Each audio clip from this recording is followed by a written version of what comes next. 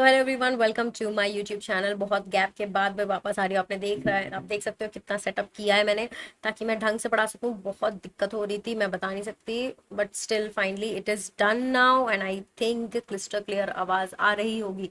तो चलिए लोकोमोशन और मूवमेंट पढ़ते हैं। आपको बता देती हूँ, इस सीरीज का नाम है एनसीईआरटी डिकोडर और आपकी मातृभाषा हिंदी में मैं इस चीज को पढ़ाने वाली हूँ, ताकि आपको उसी भाषा में दिमाग में सेट रहे और आपको क्वेश्चन करने में आसान हो। सारे प्रीवियस ईयर क्वेश्चंस जो आ सकते हैं और आने वाले हैं, सारे कवर करूंगी मैं। ठीक है, तो मेरे साथ बने रहें और दोबारा इस चैप्टर को दोबारा हम नहीं पढ़ेंगे आज के बाद। ठीक है, तो चलिए लोकोमोशन एंड मूवमेंट के बारे में पढ़ते हैं। तो पहले एक एक लाइन पढ़ेंगे और एक एक लाइन को हम डिकोड करेंगे।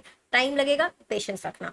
ओके, तो मूव तो क्या कहता है NCERT? Movement is one of the significant feature of living being. पता है हमें, है ना? हम चलते हैं, ये हमारा सिग्निफिकेंट फीचर है ना? अब क्या कहता है? Animals and plants exhibit wide range of movement. पता है हमें। अब एनिमल्स को तो पता ही कौन कौन से चल सकते हैं, जैसे हम ही हो गए। और प्लांट कौन कौन से चल सकते हैं, सोचो खुद से, गूगल करने की जरूरत नहीं है। ओके, अब देखो, सबसे पहले जब ब्रह्मांड बना था तो उसमें एक सेल का प्राणी या एक सेल का ऑर्गेनिज्म आया था और वो चलना शुरू कर दिया था, है ना? उसका नाम था एमीबा। एमीबा या यूनिसेलुलर ऑर्गेनिज्म, जो भी थे। ठीक है, और वो कैसे चलता था? स्ट्रीमिंग ऑफ प्रोटोप्लाज्म से। इससे क्वेश्चन आ सकता है, जस्ट इन केस अगर उनको किसी को बहुत इजी क्वेश्चन बनाना हो। ठीक है, अब सीलिया, फ्लैजेला, टेंटिकल्स भी ऑर्गेनिज्म में होते हैं, वो भी मूवमेंट शो करते हैं और इनमें से कुछ कुछ हेल्प भी कर सकते हैं उन ऑर्गेनिज्म को चलने में। इतना कह रहा है। अब जैसे हम इंसान, हमारे पास लिम्स होते हैं, जॉज होते हैं, आईलिड्स होते हैं, टंग्स होते हैं। ये सारे के सारे मूवमेंट जो है शो करते हैं और उसमें से कुछ लोकोमोशन भी करवाते हैं, जैसे कि हमारा लिम्स हो गया। ठीक है, कहता है कि some of the movement result in change of place और लोकेशन। ठीक है, such voluntary movements are called locomotion. जो चीज आपका प्लेस ए से, आपको ए से बी पर लेके जाए, ठीक है, ए से बी के तरफ लेके जाए, उसको हम जो है लोकोमोशन बोल देंगे। ठीक है, अब यहाँ पर जैसे कि walking, running, climbing, flying, swimming are all some form of locomotory movement. ठीक है, मूवमेंट ही है, लेकिन वो एक टाइप ऑफ लोकोमोशन है। तो locomotory structure need not be different from those affecting other types of movement. ठीक है, तो जरूरी नहीं कि जिससे हमें चलना है वो अलग हो, वो सेम भी हो सकता है। ठीक है, बहुत ही सिंपल सी बात बता रही है। अब जैसे यहाँ पे यहीं पर एक एग्जाम्पल हो गया, बहुत ही गंदा कर दिया मैंने, सोच चलो मिटा देते हैं थोड़ा, ताकि आप समझ सको। ठीक है, जैसे कि यहाँ पे बता रहा है कि जो पैरामीशियम है हमारा, उसके पास सीलिया होता है। वो क्या करता है? फूड को इनगल्फ करता है, मूवमेंट कराता है साइटोफायरिंग्स में और उसी से चल भी लेता है। तो दोनों काम कर लिया। यहाँ पे एक क्वेश्चन आपको दे सकते हैं। अब जैसे हाइड्रा है हमारा, हाइड्रा के पास हमारे टेंटिकल्स है। ठीक है, ये एक याद रखने की बात है। वो क्या करता है? कैप्चर करता है प्रे। प्रे मतलब अपना शिकार। शिकार को पकड़ता है और उसी से चल भी लेता है। ठीक है, हाथ से चला, हाथ से पकड़ भी लिया जो हाथ में आया। ठीक है, फिर वही कह रहा है, we use limbs for change in body posture and locomotion as well. जानते हैं, कोई नई बात तो है नहीं। The above observation suggest that movement and locomotion can not be studied separately. अब ऊपर की बात ये बताता है कि लोकोमोशन और मूवमेंट को हम अलग अलग नहीं पढ़ सकते हैं। और the two may be linked by stating that all locomotions are movement but all movement are not locomotions. Okay, ये तो ना, locomotion obviously एक movement है, but not necessarily that all movement will be a locomotion. ठीक है, अब देखो, method of locomotion perform by animal vary with their habitat and the demand of situation. Obviously अब वो कहाँ पर है, उसकी क्या क्या डिमांड है, उसकी सिचुएशन क्या है, उस पर डिपेंड करेगा कि वो किस टाइप का लोकोमोशन परफॉर्म करेगा। ठीक है, जो जितनी जरूरत होती है इंसान उतना ही करता है काम, जरूरत ना हो तो कुछ करे ही ना।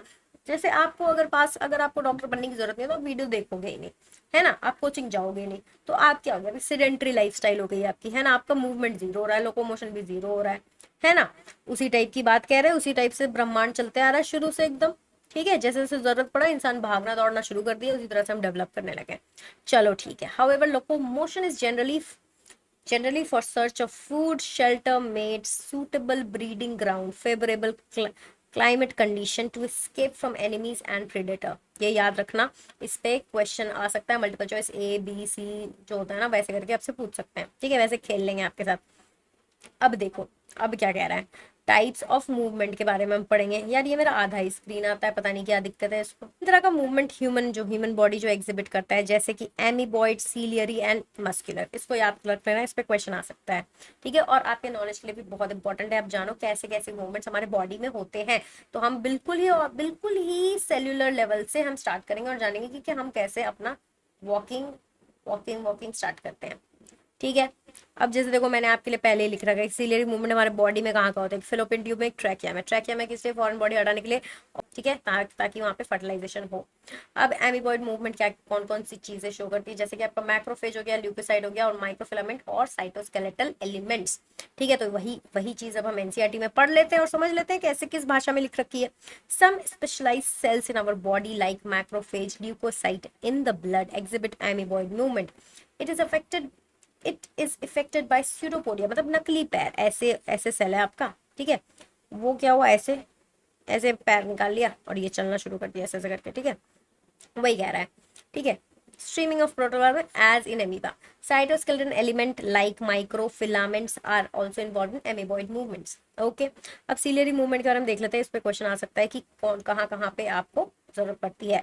तो देखो सेंटेंस क्या यूज कर किया है इसने, ciliary movement occur in most of our internal tubular organs, जितने जैसे ट्यूब जैसे ऑर्गन्स है हमारे बॉडी में, वहां पर ये वाला ये सीलियरी मूवमेंट होता है। अब आप सोचो कौन कौन से ट्यूबुलर ऑर्गन्स है जो अभी आपने इमीडिएटली पढ़ा है, जो आपके रिप्रोडक्टिव ऑर्गन्स हो गए। एक हो गया आपका ट्रेकिया, ट्रेकिया का मतलब डस्ट को रिमूव करने के लिए यूज होता है, फॉरेन सब्सटेंस अगर कुछ इनहेल हमने कर लिया है तो उसको हटाने के लिए कोऑर्डिनेटेड मूवमेंट ऑफ सीलिया होता है और उससे ट्रैकिया से डस्ट जो है पार्टिकल हटती है। अ पैसेज ऑफ ओवा through the female reproductive tract is also facilitated bye ciliary movement. ठीक है, ये कह रहा है कि जो हमारा फेलोपियन ट्यूब है ऐसे ऐसे करके जो गया हुआ है फेमराई ऐसे टक टक टक, ठीक है, ये ऐसे बना दो यहाँ पे, ये यार बहुत गंदा है मेरा ड्राइंग, ठीक है, यहाँ से ऐसे ऐसे जो आता है वो यहाँ पे बहुत सारे यहाँ पे सीलिया होते हैं, उससे अंडा यहाँ पे आता है, ठीक है, जहाँ यहाँ पे जाके इम्प्लांट होगा, जाइगोट आएगा बेसिकली, यहाँ पे तो इम्प्लांटेशन यहाँ पे होती है आपकी, ठीक है, सॉरी यहाँ पे आपका फर्टिलाइजेशन होता है, यहाँ पे आपका इम्प्लांटेशन होता है। तो इसमें दो एग्जाम्पल दे रखे हैं, तो दो एग्जाम्पल जो है ना आपको, दो एग्जाम्पल जो है आपको याद रखने हैं, ठीक है, इस पे क्वेश्चन आ सकता है, तो मैंने यहीं पे पहले ही लिख दिया था आपको, जो ये याद रख लेना बस। वाओ, हट गया सारा, ठीक है। Movement of our limb, of our limb, jaw, tongue etc require muscular movement, ठीक है, मस्क्यूलर मूवमेंट्स की जरूरत है जो हम अपने से परफॉर्म करते हैं। The contractile property of muscles are effectively used in locomotion and other movement by human being and majority of multi cellular organism. ठीक है, इतना तो हमें पता ही है ना। लोकोमोशन रिक्वायर्स, इस सेंटेंस को याद रखना, ये बहुत ही इंपॉर्टेंट है, इस पे क्वेश्चन आ सकता है, ठीक है। जैसे देखो, locomotion requires a perfect coordinated activity of muscular, skeletal and neural system। ये आपका assertion reason का क्वेश्चन है, ठीक है। कहता है कि लोकोमोशन करने के लिए बहुत जरूरी है कि कोऑर्डिनेटेड तरीके से हमारा मसल्स, स्केलेटल सिस्टम और हमारा न्यूरल सिस्टम काम करे, अदरवाइज अगर एक में भी गड़बड़ी हुई तो आप नहीं काम कर पाओगे, किसी को पैरालिसिस हो जाएगा, नहीं चल पाएगा ना, कितना भी सिग्नल ही नहीं आ रहा, मसल ही नहीं काम कर रहे, नर्व्स ही नहीं काम कर रहे, है ना। तो ये तीनों चीज जो है आपके कोऑर्डिनेटेड तरीके से काम करेंगे तभी मैं अभी लिख पा रही हूँ, ठीक है, वरना नहीं कर पाती।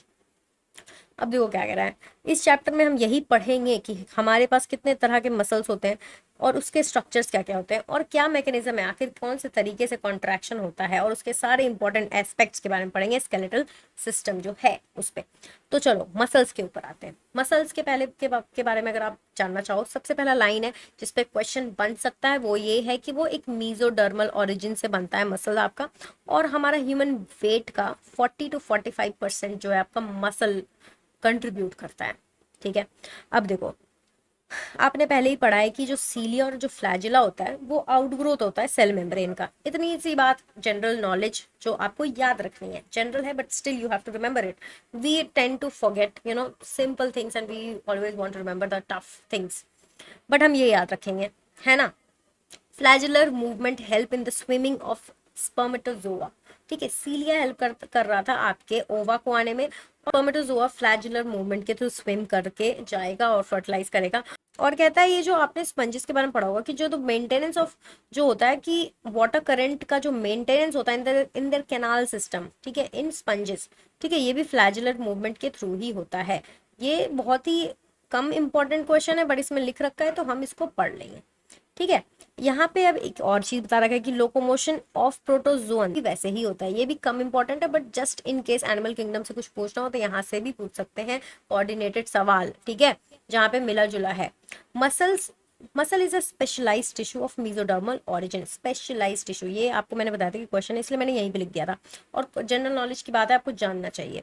40 to 50% आपका बॉडी वेट कंट्रीब्यूट करता है, ठीक है। They have special property like, हम इसको C EEE के नाम से याद रखेंगे, एक्साइटिबिलिटी, कॉन्ट्रैक्टिलिटी, एक्सटेंसिबिलिटी एंड इलास्टिसिटी। आपको पता है एक्साइट हो सकता है, कॉन्ट्रैक्ट कर सकता है, एक्सटेंस कर सकता है, और इलास्टिसिटी है मतलब वो खिंच सकता है to its some limit of their length. Okay, अब हमें क्या कह रहा है, मसल जो है हमारा has been classified using different criteria, ठीक है। मसल को हम बहुत 2-3 क्राइटेरिया के ऊपर जो जो है हम उसको क्लासिफाई करके रखे हैं। जैसे कि कहाँ पे है लोकेशन का, अब शरीर में कहाँ पे कौन सा मसल है उसके हिसाब से उसको हमने डिस्ट्रीब्यूट कर रखा है, क्लासिफाई कर रखा है।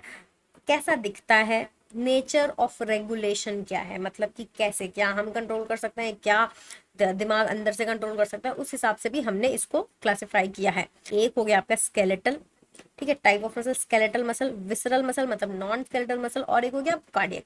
कार्डियक तो ऐसे समझ में आ रहा है कि हार्ट का मसल को हम कार्डियक मसल बोल रहे हैं, सोचो वो कितना ज्यादा स्पेशल होगा, है ना। तो चलो एक एक करके सबको डिकोड करते हैं। जो हमारा स्केलेटल मसल होता है वो क्लोजली एसोसिएटेड होता है आपके स्केलेटल कंपोनेंट से, ठीक है। स्केलेटल कंपोनेंट मतलब जो आपकी हड्डियां है उससे डायरेक्टली जुड़ा होता है वो, ठीक है, जिसको आप कंट्रोल कर सकते हो, जिसमें वॉलंटरी कंट्रोल है आपके नर्व्स का, जो आप हिला डुला सकते हो, जैसे मैं फिंगर से हिला सकती हूँ, है ना, are known as voluntary muscles too, that's why we call it voluntary muscle, ठीक है। अब इसका प्राइमरी एक्शन क्या है, लोकोमोटरी एक्शन है and change in body posture. जरूरी नहीं है हम हाथ वाथ भी हिला रहे हैं, ठीक है, तो वही कह रहा है कि body posture and locomotory action, आपको इतना से याद रखना, बहुत ही सिंपल है, दो ही काम दे रखा है ना। आप थोड़ा हिस्टोलॉजी देखते हैं, देखो ये सब चीजें हम याद रखेंगे बट हिस्टोलॉजी हम भूलने की टेंडेंसी रखते हैं। तो यहाँ पे देखो कहता है कि अगर हम माइक्रोस्कोप में उसको देखें तो इसकी स्ट्राइएटेड अपीयरेंस होती है, मतलब कि ऐसे ना इस तरह से बना होता है, ठीक है, ऐसे ऐसे लेयर्स में होता है, ऐसे ऐसे लेयर्स होंगे, इसलिए उसको स्ट्राइडेड मसल बोलते हैं। बस इतना से एक लाइन याद रखना है कि स्ट्रिप्ड अपीयरेंस स्ट्राइडेड मसल्स, ठीक है। अब यहाँ पे हम विसरल मसल, अब अगर हम यहाँ पे आ जाए विसरल मसल के ऊपर, are located in the inner wall of hollow visceral organ. कौन कौन से हॉलो ऑर्गन्स हैं याद करो, अभी यहाँ पर सिर्फ दो ही नाम दे रखा है, एक तो हो गया आपका एलिमेंट्री कैनाल, दूसरा हो गया आपका रिप्रोडक्टिव ट्रैक, ETC दे रखा है, मतलब और भी है, खुद से दिमाग लगाना कौन कौन से होते हैं। तो एलिमेंट्री कैनाल तो हमें पता ही, मैंने आपको बताया था कि हमारा पेट जो है डोनट है ना, एक लंबा सा स्पेशलाइज ट्यूब है बढ़िया सा, तो वो हो गया आपका, इसमें तो ऑब्वियसली आपका विसरल मसल होगा, और आपका रिप्रोडक्टिव ट्रैक, क्योंकि वहां पे गोनैड्स से अंडे आएंगे, स्पर्मेटोजोआ आएंगे, वहां पे मिलन होगा, तो इसीलिए वो भी हॉलो ऑर्गन है, तो इसका मतलब वहां पे हमारा विसरल ऑर्गन होगा, ठीक है। अब यहाँ पे देखो, they do not exhibit any striation and are smooth in appearance. अब वहां पे ऐसे कुछ स्ट्रिप्टेड अपीयरेंस नहीं होता जैसे कि आपका ऐसे था, वो काफी स्मूथ होता है, ठीक है, उनका अपीयरेंस काफी स्मूथ होता है, that's why they are called smooth muscles, ठीक है, इसलिए उसको स्मूथ मसल्स बोलते हैं, non striated muscles. Their activity are not under voluntary control, ठीक है, हम नहीं उसको, अंदर पेट में क्या चल रहा है, अंदर कैसे डो बन रहा है, अंदर कैसे पेट में चर्निंग हो रही है, कैसे हम खाना इनगल्फ के तो कैसे उसको नीचे लेके जा रहा है, हमें नहीं पता, वो अपने आप ही हो रहा है, तो इसीलिए वो, और वहां पे इसीलिए कहते हैं विसरल मसल्स है, नॉन इनवॉलेंट्री मसल्स है, ठीक है, नॉन स्ट्राइटेड मसल्स है, तो स्मूथ मसल्स है, जो भी जो नाम देना हो आपको, ठीक है। They assist for example in transport of food through the digestive tract, gametes through the genital tract, जो मैंने आपको पहले ही बता दिया। तो ये इतना डिकोड हो गया, काफी इजी है, दो दो एग्जांपल बस दे दे के समझा रखा है, ठीक है। अब चलो यहाँ पे आ जाते हैं कार्डियक मसल। अब देखो, अब जरूर इसमें कुछ तो गर्दा चीज होगी तभी ऐसे बता रखा है। Cardiac muscle, muscle of heart, simple एक लाइन तो यही निकल गया। Many cardiac muscle cells assemble इन अ ब्रांचिंग पैटर्न। बहुत सारे लोग ना, मतलब इसका जो मसल्स होता है वो ब्रांच बना देता है, ठीक है, ऐसे ऐसे जुड़े होते हैं, ठीक है, to form a cardiac muscle. Based on the appearance cardiac muscles are striated, मतलब दिखेगा कि स्ट्राइएटेड ही है, but they are connected and they are involuntary also and they're involuntary. हमारा कोई कंट्रोल नहीं है हार्ट पे, ठीक है, इसलिए वो कहते हैं दिल के साथ खेलने, अपना कुछ कंट्रोल है नहीं। In nature as nervous system does not control their activity directly. अब देखो नर्वस सिस्टम भी उसको डायरेक्टली कंट्रोल नहीं कर सकता है, ठीक है, उसका मतलब हार्ट का अपना ही कॉन्ट्रैक्टिलिटी होता है, ठीक है, जो हम पढ़ेंगे आगे चल के। तो अभी के लिए आपको इतना याद रखो कि डायरेक्टली नर्वस सिस्टम के कंट्रोल में नहीं है, ठीक है, प्लस वो इनवॉलेंट्री हम भी नहीं कंट्रोल कर रहे, वो अपने आप ही चल रहा है, उसका काम अपने आप ही चल रहा है, ठीक है। तो ये इसका स्ट्राइएटेड अपीयरेंस है, बट इनवॉलेंट्री है। इसमें 3 लाइन आपको याद रखना है, ठीक है। एक तो आपका स्ट्राइएटेड अपीयरेंस है, ब्रांचिंग है उसमें, ठीक है।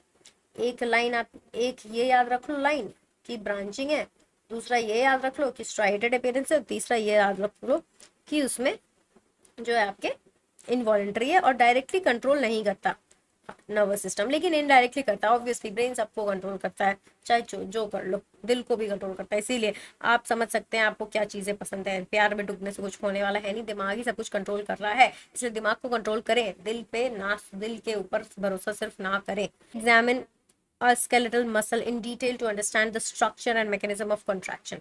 ठीक है, अब हम थोड़ा डिटेल में स्केलेटल मसल को समझेंगे, थोड़ा अंदर तक बारीकी तक समझेंगे। अब देखो क्या होता है स्केलेटल मसल की बात कर रहे हैं, ठीक है, पहले वाले। Each organised skeletal muscle in our bodies made up of number of muscle bundle और फैसिकल्स। जो जो एक स्केलेटल मसल है उसमें बंडल ऑफ मसल्स है, ठीक है।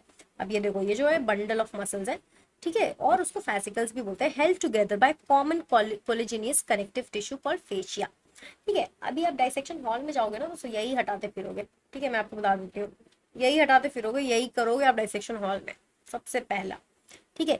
ईच यही करने में मजा भी आएगा, ठीक है। तो ये वही जो आप हटाओगे ना उसी को फेशिया बोलते हैं। अब जैसे ये जो है ना, ये हो गया फैसिकल्स, ठीक है, और इसके ऊपर जो हो गया ना आपका ये हो गया आपका फेशिया, ओके।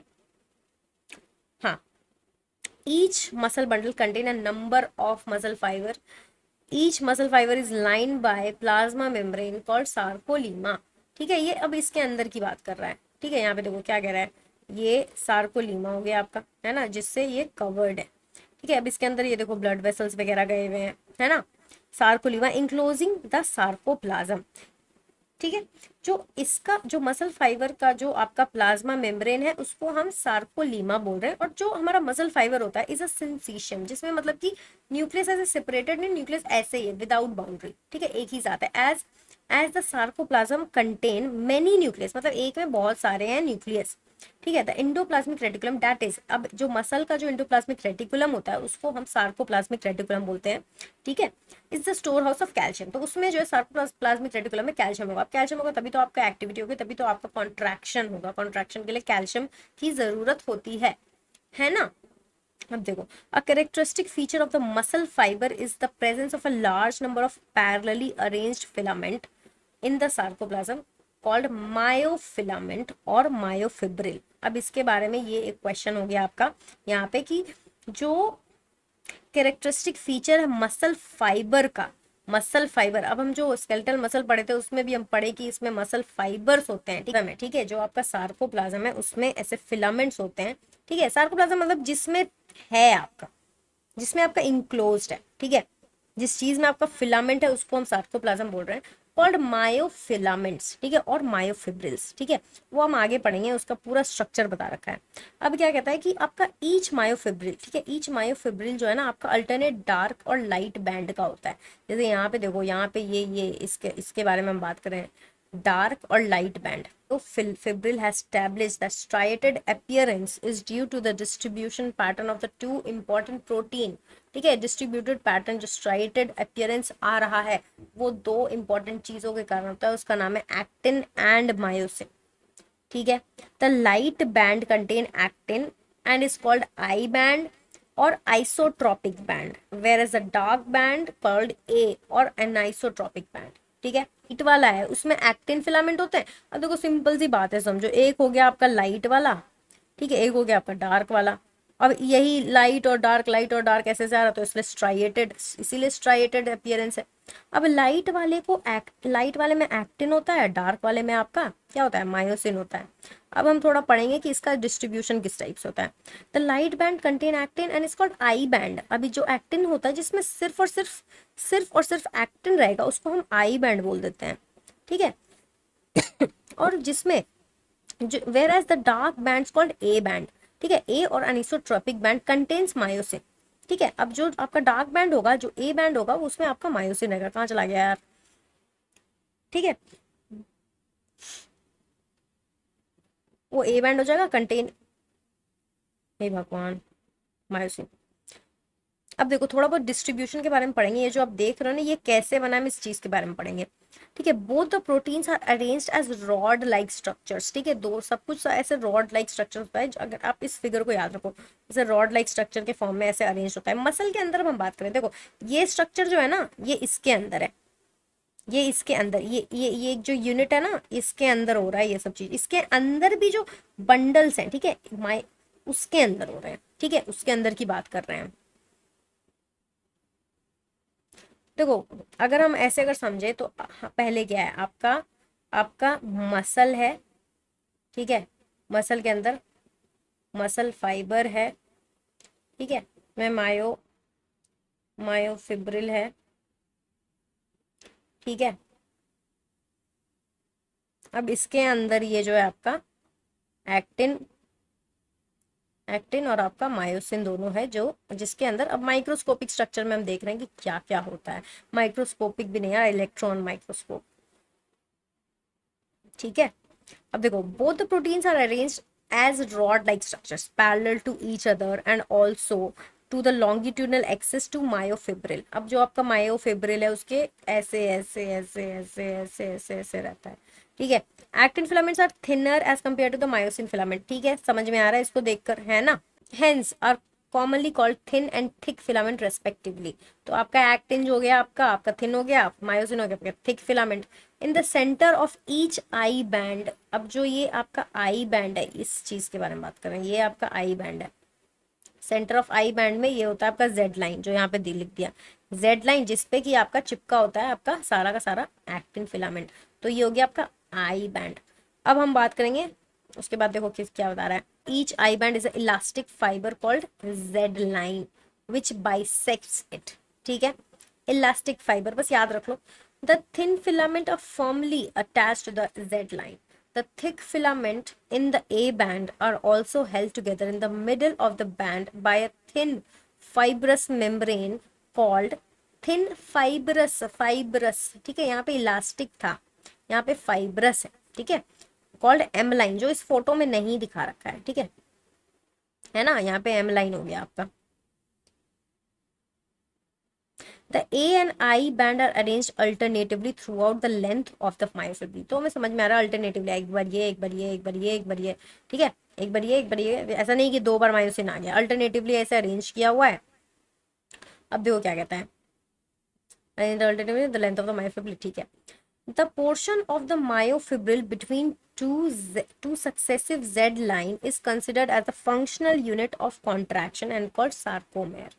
कुछ नहीं, सार्कोमेर दो जेड लाइन के स्पेस को बोलते हैं। इस पे क्वेश्चन आ सकता है आपको। ठीक है, याद रखना, क्वेश्चन आ सकता है। टैपिंग नहीं हो रही है ना थिन और थिक फिलामेंट को, उसको एच जोन बोलते हैं, जहाँ पे सिर्फ और सिर्फ आपका थिक फिलामेंट है। ठीक है, जहाँ पे सिर्फ आपका मायोसिन है, उसको आप जो है एच जोन बोल रहे हैं। ठीक है, अब देखो ये ना, ये जो फोटो दे रखा है ना आपका, ये जो फोटो दे रखा है, ये आपके रेस्टिंग फेज का दे रखा है। जो जब कॉन्ट्रैक्शन होता है ना, तो ये सब ऐसे ऐसे, जब आपको कॉन्ट्रैक्शन होता है तो ये सब ऐसे ऐसे चिपक जाता है, ऐसे ऐसे आके ये सब ऐसे ओवरलैप और आगे आगे जाएगा। ठीक है, और ये इसके थ्रू, इसके ऐसे ऐसे यहाँ से अटैचमेंट होगी, और फिर वो साइकिल उस तरह से बनती है। पहले तो आपको आपको देखो, अगर आपको इस चीज़ को रिवाइज करना है ना, कि इस यहाँ पर, ये यहाँ पर क्या लिखा हुआ है, आपको कुछ नहीं, आप क्या करोगे, आप इस फोटो को खोलोगे और पढ़ना शुरू कर दोगे कि ये हमारा हो गया एक्टिन, ये हमारा हो गया मायोसिन। ठीक है, अब रेस्टिंग फेज, ये फोटो है आपकी रेस्टिंग फेज की। ठीक है, रेस्टिंग फेज की। अब यहाँ पे आपको देख लेना कहाँ पे ए बैंड है, कहाँ पे जेड लाइन है, कहाँ पे एम लाइन है, कहाँ पे आपका ए बैंड बनता है, कहाँ पे आपका आई बैंड बनता है, कहाँ पे एच जोन है, और ये एस आर को मेयर किसको बोलते हैं। तो आप सिर्फ फोटो देख के रिवाइज करोगे। खैर, आप तो रिवाइज करोगे इन्हीं सेशन के बाद, आई होप।